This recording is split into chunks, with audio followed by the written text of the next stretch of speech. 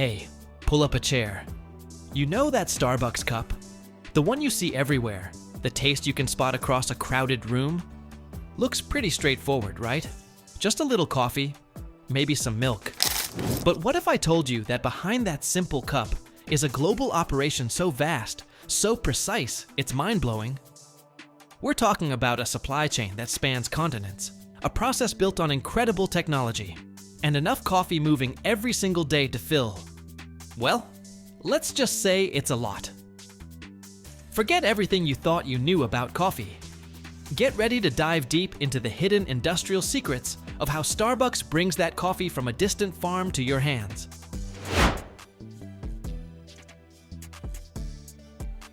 The journey starts thousands of miles away, in places you might only dream of. The lush, vital coffee belt near the equator.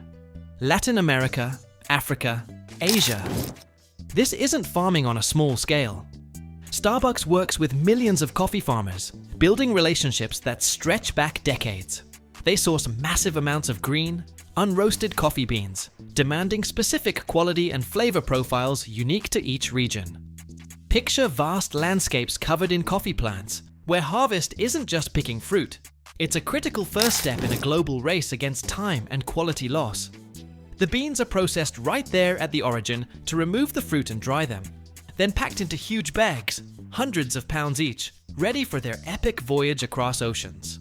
One single bean in your cup could have traveled over 5,000 miles before it even hits the roaster. When these colossal shipments of green beans finally reach one of Starbucks' massive roasting plants, facilities the size of multiple football fields in places like Kent, Washington, or South Carolina, they face their first great challenge: cleaning. You wouldn't believe what can sneak into a shipment from remote farms. Twigs, stones, metal fragments, even lost tools. A single foreign object can ruin an entire batch, costing thousands. So, the beans are subjected to an intense cleaning gauntlet. Giant magnets yank out metal, screens sift out debris, and air currents separate lighter impurities.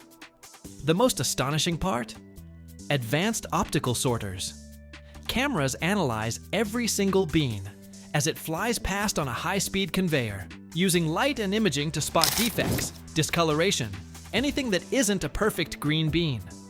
Rejected beans are blasted away by precise jets of air. They process literally millions of beans per hour, ensuring only the flawless make the cut. It's like a high-tech security checkpoint for coffee.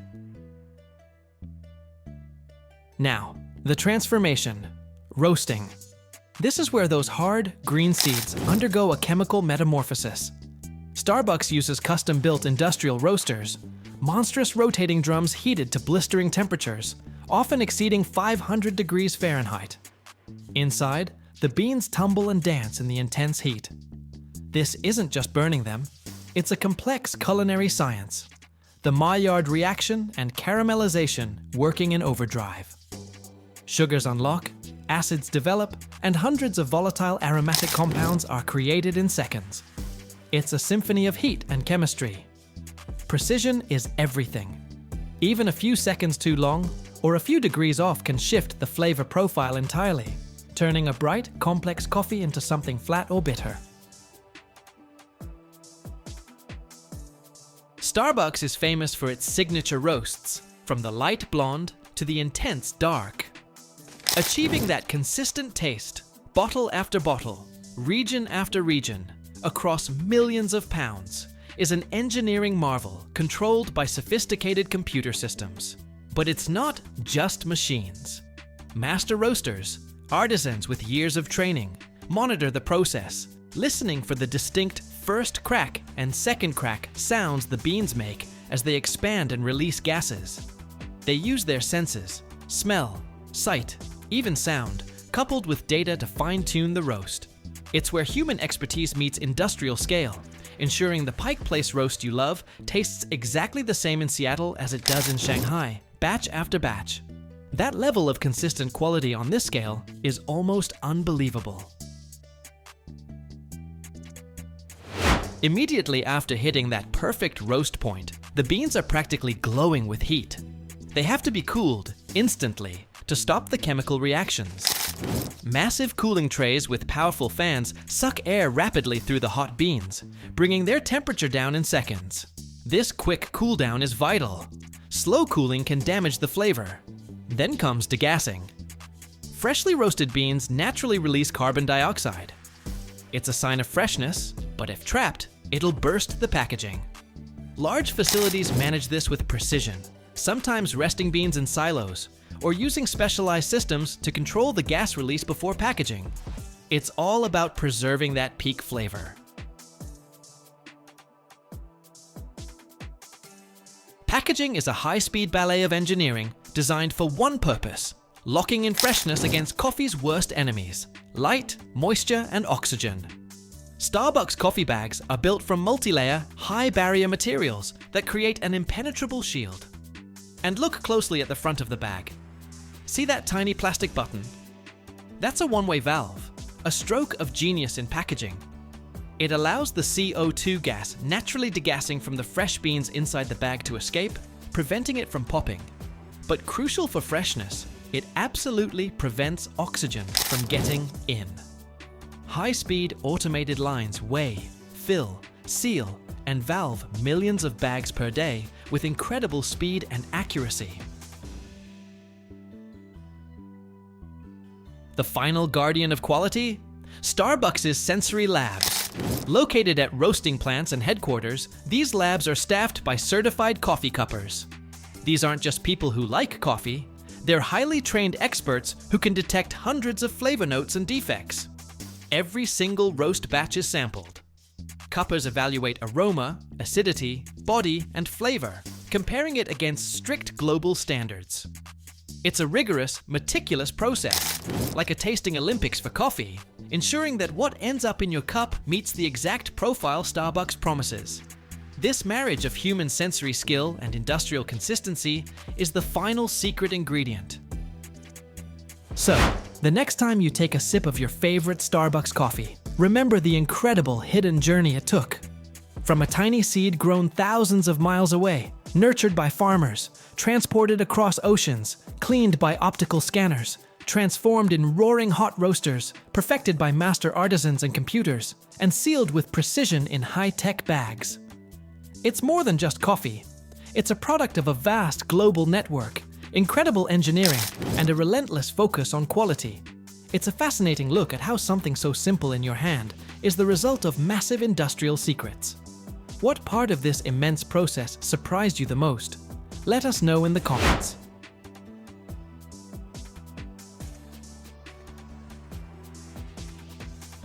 Every year in Australia, one farm raises 30,000 crocodiles, producing up to 500 tons of exotic meat and skin that can cost as much as $200 per inch. This is Australia's Northern Territory Crocodile Farm, the biggest crocodile hub in the world, where ancient crocodile hunting traditions have turned into a million-dollar business. From the tropics of Africa to restaurants in Thailand, people have prized their lean meat and tough skin for centuries. Today, farms are saving species from extinction, while luxury brands craft bags out of them. In this video, we'll dive into how crocodiles became a gold mine and why their tail is a delicacy you've got to try. Stick around till the end. It's going to be a wild ride. In the tropical regions of Africa, Australia, and Southeast Asia, people have long hunted crocodiles as part of their traditional ways of life. Here, crocodiles were eaten as food, and their skin was used to make all sorts of items. Since crocodiles live in places where other meat sources can be tough to come by, their meat became a handy and nutritious option. Crocodile meat was a hit in local cultures across Southeast Asia and Africa because it's low in fat and packed with protein. In particular, crocodiles started showing up in restaurants as an exotic dish, especially in countries like Thailand, Vietnam, Australia, and even some Caribbean spots. Crocodile skin has always been super valuable, thanks to its incredible durability and ability to hold up in harsh conditions. It was used for shoes, bags, clothes, and even fancy luxury goods. By the second half of the 20th century, interest in crocodile skin shot up, which sparked a massive hunting boom.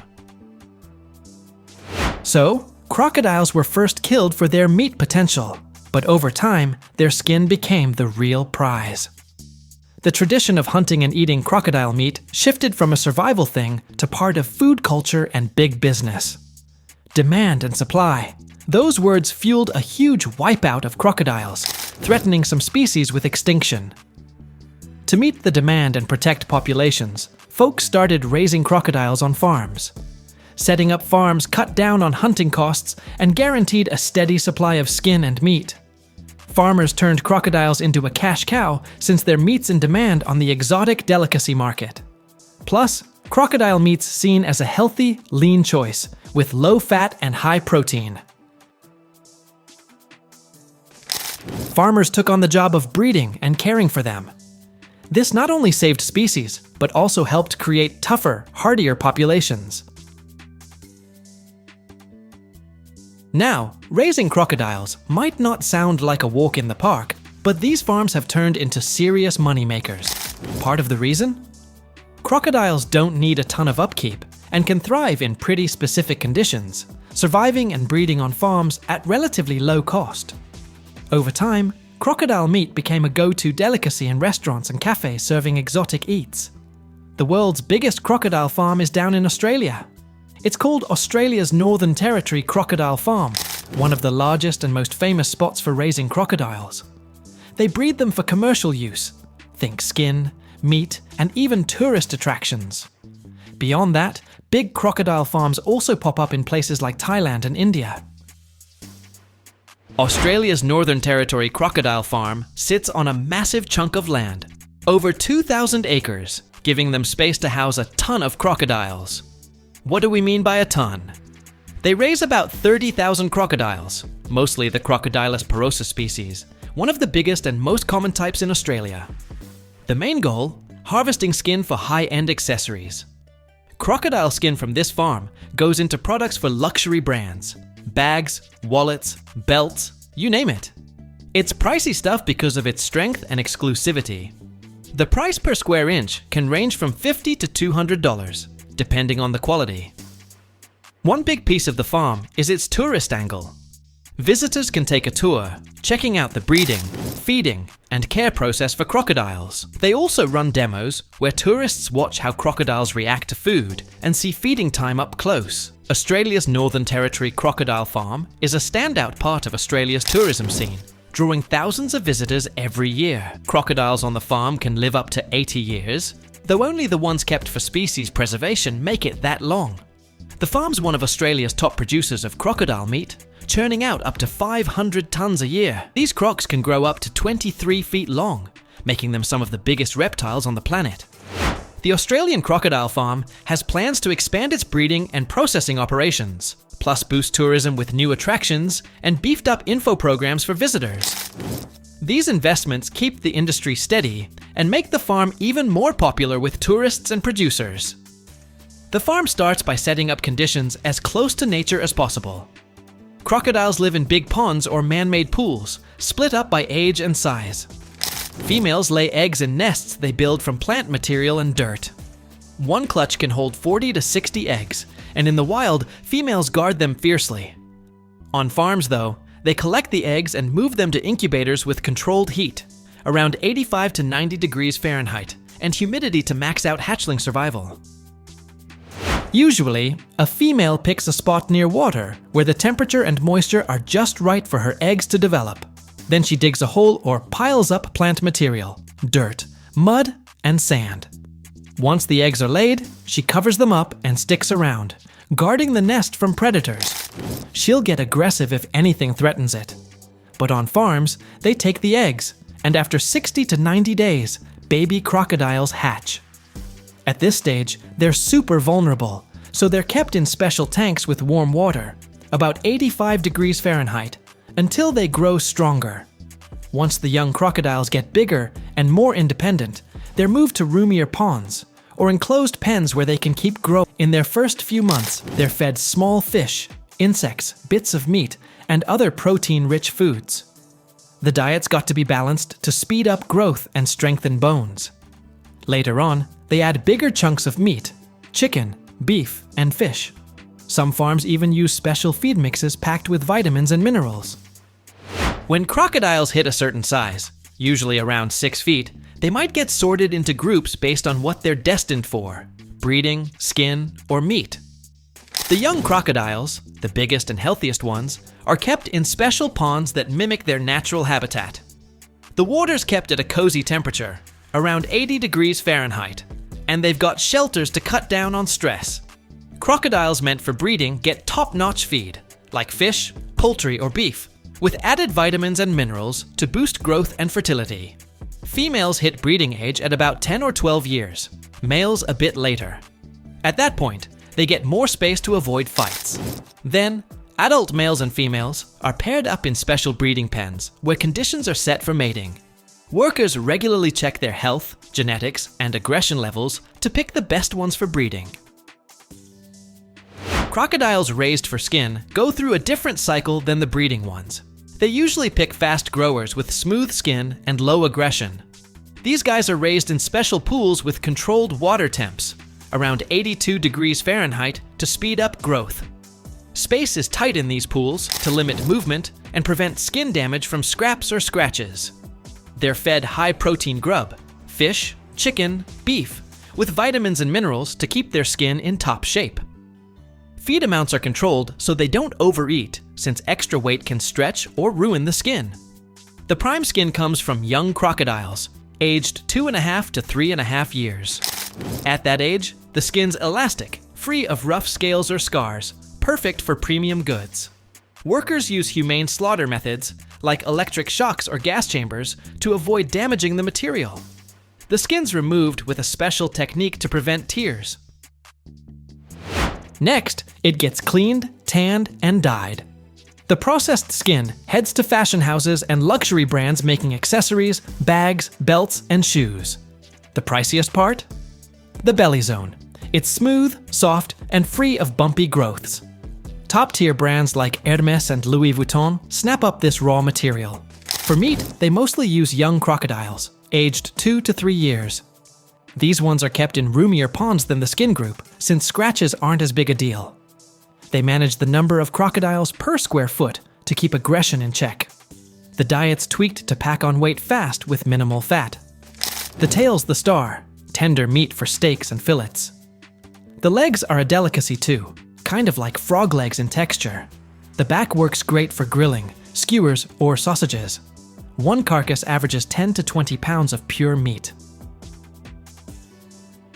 Tourists can visit the crocodile farm all year round. Australia's climate lets farms run full-time with no seasonal breaks, so visitors can see the breeding process and crocodiles at different growth stages anytime. That said, the best time to go is the dry season, from April to October, when touring's more comfortable.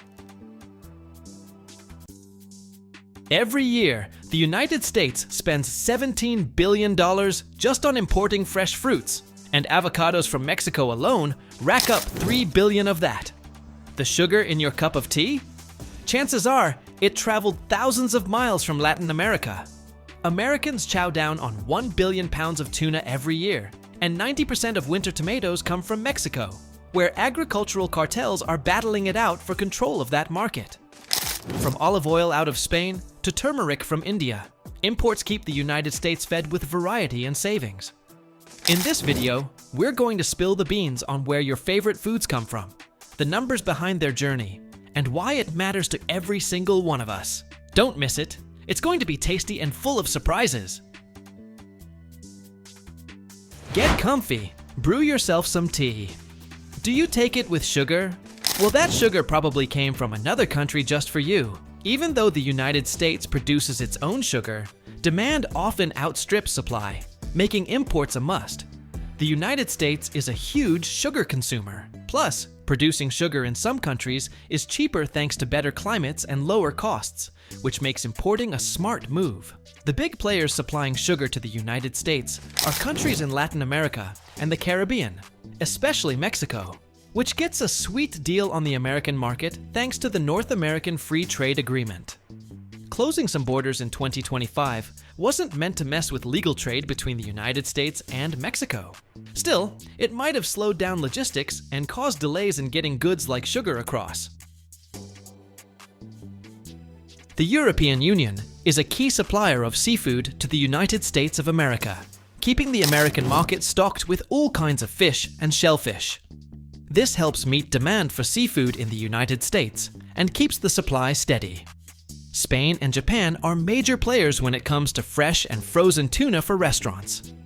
Tuna is one of the most popular seafoods in the United States. Americans eat about 1 billion pounds of it a year. That makes the United States one of the world's top tuna consumers. Thailand, Indonesia, and Vietnam are the go-to sources for canned tuna, the most affordable and in-demand option. You'll find it in salads, sandwiches, or just as a quick snack. French oysters and other shellfish are a hit with American eaters too. The Netherlands pitches in with fish shipments to the United States as well. Every year, the United States shells out more than $17 billion just on fresh fruit imports. The biggest supplier? Mexico, covering over 40% of all fruit imports to the United States. Importing means supermarkets can offer a huge variety of fruits no matter the season. Americans eat more mangoes, pineapples, and avocados than they can grow at home. Plus, bringing them in from countries with cheaper labor often beats growing them domestically. Take avocados. Mexico supplies over 90% of the avocados imported to the United States. Each year, Mexican farmers ship over 2,640,000 pounds of avocados to the American market, worth about $3 billion. Most of those avocados come from Michoacán, where the climate's just perfect for growing them. Every year, the United States imports over 880,000 pounds of olive oil, costing around $1,500 million.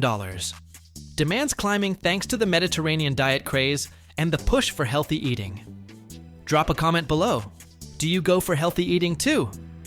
Meanwhile, American producers, mostly in California, are trying to ramp up their own olive oil output, but it's still a drop in the bucket compared to Europe. Spain leads the pack, supplying over 40% of the olive oil imported to the United States. Spanish oil's a favorite for its quality and decent price. Italy, which used to rule the American market, now sits in second place with about 30% of imports. Greece and Tunisia are stepping up too, especially in the premium oil game. The most popular cheese in the United States? Mozzarella. It makes up about a third of all cheese eaten here, thanks to being the star of pizza, one of America's favorite foods. Cheddar's a close second, showing up in sandwiches, burgers, and mac and cheese. The United States churns out over 13,200,000 pounds of cheese a year, but it still imports premium kinds too. Top suppliers include Italy, France, the Netherlands, Switzerland, and Spain. Each year, the United States brings in over 352,000 pounds of cheese, worth about $1,500 million. Most of it ends up in restaurants and gourmet shops since real European cheeses cost a pretty penny here due to tariffs and shipping. Parmesan's a big name and a fan favorite in the United States. The country imports over 22,000 pounds of it yearly, though a lot gets used pre-grated. The real Parmigiano Reggiano is pricey, so the local knockoff, Parmesan, made with simpler methods, is way more popular. 70% of tomato imports come from Mexico. Mexico supplies nearly 100% of the fresh winter tomatoes in the United States since its climate lets them grow year-round, while American production tanks in the cold months. US farmers grumble about cheap Mexican tomato imports, and trade spats between the two countries have flared up more than once. Most of those tomatoes roll in through Florida, but they compete hard with local ones, putting political heat on the US government to cap imports. Texas border crossings handle millions of tomato crates every year. For example, over 50,000 trucks loaded with tomatoes pass through Laredo alone annually. Mexico sends over tons of cherry and Roma tomatoes, loved by Americans for their sweetness and cooking convenience. Oh, and in Mexico, powerful agricultural cartels run the tomato show, sometimes sparking criminal showdowns over market control. Canada's the third biggest food supplier to the United States, trailing only Mexico and the European Union. What do you think? Could we lose such a major importer anytime soon? Key categories include meat, grains, dairy, fish, and veggies. Canadian pork exports to the United States top $2 billion a year. Canada's also a big beef supplier, especially after mad cow disease caused some hiccups. But chicken? Nope, Canada's not sending that over. A bird flu outbreak wiped out poultry and slashed egg supplies big time too. Being right next door, Canada cuts down on shipping costs for the United States. Plus, their quality standards match what the American market demands. China sends a hefty chunk of food to the United States, though it's a smaller slice of their imports compared to electronics or clothes. China's a top seafood supplier, especially tilapia, shrimp, cod, and canned fish. It's also the world's biggest garlic grower, and a lot of that heads to the United States. Then there's green tea, black tea, and honey coming over too. Americans love Chinese rice noodles, sweet potato vermicelli, and wheat noodles. Demand for Asian foods has shot up over the last few decades, thanks to Asian restaurants, street food, and the healthy eating trend. Rice and sweet potato noodle consumption in the United States is up 20% in the last 10 years, driven by the gluten-free craze. The United States is one of the biggest importers of Indian spices. Top picks include turmeric, cardamom, cumin, coriander, chili pepper, and cloves. India produces over 80% of the world's turmeric, and a big chunk of that lands in the United States. Oh, and India is the second largest tea supplier to the United States after China, with faves like Assam, Darjeeling, Nilgiri, and masala chai. India is the main source of basmati rice for the United States too, perfect for healthy eaters and Indian food fans. The United States brings in tens of thousands of pounds of legumes from India yearly as vegetarian diets catch on. Mangoes? A total crowd pleaser. India ships over 33,000 pounds a year. Demand for Indian goods is booming thanks to healthy eating trends, exotic flavors, and the rise of Indian cuisine in the United States. You might wonder, why all this importing? Doesn't the United States grow broccoli or spinach? Sure, but don't forget those harsh winters in some regions. Imports dodge seasonal shortages, keep prices down, and bring variety. In summer, California, the United States' veggie powerhouse, has huge harvests, but winter cuts production way back. Cheaper labor abroad helps too. Growing and freezing veggies in places like Mexico, China, or Peru costs less than doing it in the United States. It's easier to ship frozen veggies over. They last longer and keep their nutrients, making them perfect for restaurants and big stores. Take broccoli. It holds on to its goodness when frozen. It's a legit superfood, packed with nutrients and proven health perks. Even though the United States is a top tofu exporter, it imports plenty too to meet demand. About 1,585 importers bring tofu into the United States, keeping the market stocked with options. Tofu imports have doubled in recent years. Made from soybeans, it's a protein-packed powerhouse. Tofu's a big deal in global trade, thanks to its nutrition and appeal to all kinds of eaters. The United States plays both sides as a major exporter and importer, showing how much Americans crave it. Beyond foodies and health nuts, athletes and bodybuilders dig tofu too. It's clutch for building and recovering muscles. Did you know there used to be a rodent the size of a large dog, living back in prehistoric times right alongside saber-toothed tigers? And today, it soaks in hot springs with tourists in Japan and can cost up to $5,000 each. That is the capybara. Its meat is officially recognized as fish for Catholics during Lent, and its skin is a favorite among luxury brands. So how did a meme animal turn into a farming business, a delicacy, and even a pet? Here is the full story of capybaras, from the wild to VIP farms and $1,000 wallets. Capybaras are not just internet stars. They are also raised on specialized farms. The largest number of these farms are found in South America, especially in Brazil, Venezuela, Argentina, and Colombia. Capybaras have been around for millions of years. Their ancestors were even bigger and possibly lived alongside giant sloths and saber-toothed tigers. The earliest capybaras appeared in South America around 30 million years ago. Back then, in the area of what is now Brazil and Argentina, there were giant rodents from the same family, like Joseph-Wartegacia monesi. That creature could grow to over 10 feet long and weigh more than 1,500 pounds. Experts believe it looked like a modern capybara, only it was the size of a cow. So how did capybaras adapt to life near water? They developed some incredible traits that helped them survive. Their webbed feet make it easy to swim and walk through swampy areas. Their eyes, nostrils, and ears sit high on their heads, just like hippos, so they can breathe and watch what is going on while staying mostly underwater. And they have a special thermoregulation system. Capybara skin helps them maintain an ideal temperature even in hot climates. Archaeologists have found capybara bones in ancient native settlements across South America.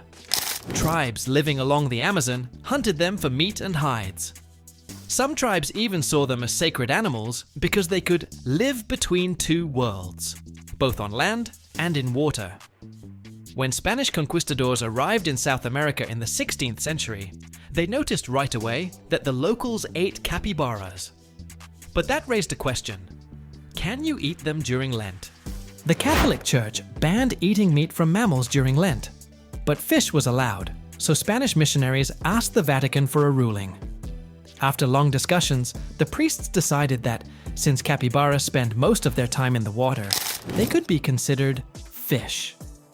That is how capybara meat was officially approved for Lent, and the tradition still exists today in parts of Venezuela and Colombia. Even though capybaras are hunted for their meat and hides, they are not an endangered species. Today, they can be found not only in South America, but also in zoos, private reserves, and even as pets in many countries around the world. Capybaras are living proof that nature creates perfect survivors. From prehistoric times to internet memes, they are still one of the most unique rodents on the planet. Capybara farms look a lot like nature reserves, large areas with green meadows and man-made ponds, because capybaras absolutely love water. Commercial farms and nature-style reserves can cover 50 or even 100 acres or more. Trees provide shady spots where capybaras can relax. There are three main reasons to raise capybaras. First, for ecotourism. Some farms let visitors pet, feed, and even swim with them. Capybaras have charmed people for a long time with their calm personalities, and farms focused on ecotourism offer amazing ways to connect with them. Visitors can not only watch the animals, but also feed them, pet them, and swim right beside them. These farms usually have wide open spaces with water areas, grassy fields, and shaded zones. Since capybaras spend up to 80% of their time in the water, they are given large ponds about 3 to 5 feet deep, perfect for swimming with tourists. Most farms offer feeding sessions where visitors can buy special snack kits that include fresh greens, vegetables, and fruits. The average cost for one portion ranges from $3 to $5. Feeding helps capybaras get used to people quickly, and they often come right up to the guests. One of the most popular activities is swimming together. The water must be comfortable for the animals, around 80 degrees Fahrenheit. For safety, some farms only allow swimming with young capybaras under 2 years old, or with adult ones that are already used to human contact. In the United States, Brazil, and Japan, the cost of visiting a capybara farm ranges from $10 to $50 per session, depending on the length of the visit and activities offered. Some farms even offer VIP tours for $100 or $200, which include private photo shoots and special treat packages. These places are getting more and more popular, especially thanks to viral capybara videos on social media. In Japan, for example, some farms even build hot springs, where tourists come just to watch capybaras enjoying warm water in the winter. The second reason capybaras are raised on farms is to sell them as pets. Demand for capybaras as household pets is growing, especially in the United States and Japan. People love them for their chill vibe, high social skills, and cute appearance. They get along well with people and other animals, especially if they are raised together. In the United States, the average price of a capybara from a specialized farm or breeder ranges from $1,000 to $5,000 per animal. However, the price depends heavily on documentation, health, and the age of the animal. On top of the purchase cost, owners must also budget for a large enclosure and pool, special food, and vet care. Capybaras are not apartment-friendly pets. They need plenty of space and access to water. Plus, they are social animals and do not do well alone. That is why experts recommend keeping at least 2. Is it even legal? You might be asking. Well, it depends on the state. In Texas and Pennsylvania, it is totally legal with no restrictions. In New York and Florida, you need a license to keep one. In California and Georgia, capybaras are strictly banned. In Japan, capybaras are super popular because of anime and social media. But owning them comes with even stricter rules. Capybaras form close bonds with their humans, love cuddles, and can even learn to respond to their names. But they are not like dogs. You cannot train them easily, and if they get bored, they might chew on furniture or walls. In South America, especially Venezuela, Colombia, Brazil, and Argentina, capybaras have traditionally been raised for meat and leather. Their meat is considered a delicacy, and their hides are used to make premium products. Despite local traditions, many international environmental groups are against large-scale farming of capybaras. Some countries have already banned or limited the sale of their meat to protect wild populations. In Peru and Bolivia, hunting capybaras commercially is illegal. In Europe and the United States, importing their meat or hides is tightly regulated. Still, capybaras are raised for meat and leather, so let us take a closer look at how that works. Capybara meat is often described as tasting somewhere between pork and rabbit. It is rich in protein and low in fat, making it popular among fans of healthy eating. The price of capybara meat depends on the country and region. In Venezuela, the average cost of 1 pound of meat ranges from $5 to $10, while in Brazil, it can go up to $20 due to limited supply. Capybara leather is soft, flexible, and incredibly durable. It is used to make high-end accessories like belts, wallets, handbags, and boots. Since it is a rare material, luxury brands really value it. For example, a belt made from capybara leather might cost $200 or even $500, and a handbag could go for more than $1,000. On these farms, capybaras grow up in semi-wild conditions. When they are raised for meat, young males aged between 12 and 18 months are selected. At that age, they usually weigh about 140 pounds. They are then captured and taken to specialized slaughterhouses. In Venezuela and Brazil, there are strict humane slaughter laws. Animals must be killed quickly and painlessly, usually by electric shock or firearm. Afterward, the carcass is processed, the hide is removed, and the meat goes through veterinary inspection. The hides are cleaned, dried, and sent to leather factories where they are tanned and turned into materials for belts, wallets, and more. Capybara breeding on farms happens under controlled conditions, but mimics nature as much as possible. Since capybaras are social animals, they live in groups with one male for several females. Females are ready to reproduce by the age of 10 or 12 months. Males take a bit longer, around 15 to 18 months. Mating happens in water. Males compete for females, making signature sounds and chasing them around. A capybara pregnancy lasts about 5 months. Usually, 3 to 5 babies are born at a time, but sometimes there can be as many as 8. The mother feeds her babies milk for the first 4 months, but by the end of the first week, they are already nibbling on solid food, grass, veggies, and grains. Farmers closely monitor the process, choosing the healthiest animals for reproduction. To avoid inbreeding, they regularly switch out males between groups or buy new ones. Under good conditions, a capybara population can double in just 1 year. That is because one female can give birth to 15 or even 20 babies over her lifetime. So farms can quickly grow their numbers if there is demand. Capybaras live about 10 years in the wild, but on farms or in captivity, they can live up to 14 years, thanks to better food, medical care, and no predators. In the wild, Capybaras are often hunted by jaguars, anacondas, caimans, and humans, which greatly shortens their lifespan.